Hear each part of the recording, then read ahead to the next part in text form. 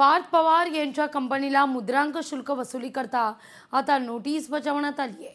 10 दिवसात 42 कोटी रुपये भरा, अन्यथा जप्तीची कारवाई होईल असं सांगण्यात येत आहे। नोटीस देऊन 5 दिवस झालेले आहेत, कंपनीकडून कोणतीच हालचाल नाही अशी देखील सूत्रांकडून माहिती मिळते।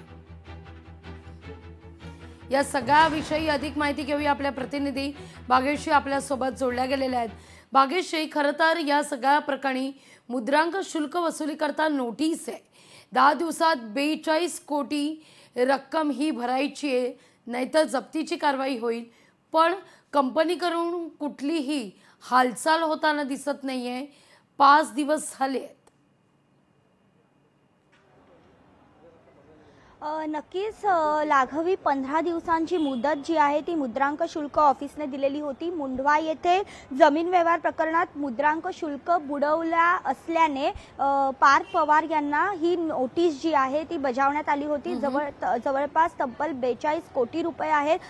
21 कोटी रुपये जे पहिले आहेत ते जमीन व्यवहार करतानाचे आहेत आणि त्याच्यानंतरचे जे 21 कोटी आहेत ते जमीन व्यवहार रद्द केल्या प्रकरणी आहेत। असे टोटल 42 कोटी रुपये त्यांना भरायचे आहेत।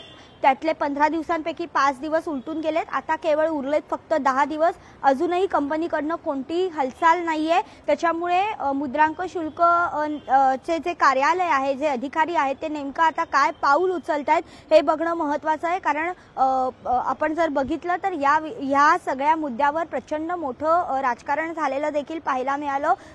कारण पार्थ पवार हा अजित पवार यांचा मुलगा आहे। उपमुख्यमंत्री अजित पवार यांचा मुलगा पार्थ पवार यांनी ज्या वेळेला अशा पद्धतीचा घोळ केलाय त्यानंतर त्यांच्यावर टीकेची झोड उठलेली पाहायला मिळाली होती। इतकंच नव्हे तर भाजपकडनं मुख्यमंत्री देवेंद्र फडणवीस असतील किंवा चंद्रशेखर बावनकुळे असतील यांनी देखील आपण योग्य तीच कारवाई करणार अशा पद्धतीचं संकेत दिलेले देखील पाहायला मिळाले होते। त्यानंतर आदेश देखील चौकशीचे दिलेले होते आणि या सगळ्यानंतर पार्थ पवार यांनी व्यवहार रद्द केला। मात्र अजूनही मुद्रांक शुल्क जे आहे ते भरलेलं नाहीये। त्याच्यामुळे मुद्रांक शुल्कचे अधिकाऱ्यांनी जप्तीची आता जर पैसे भरले नाहीत तर जप्तीची नोटीस देखील बजावली असल्याची माहिती हाती येते।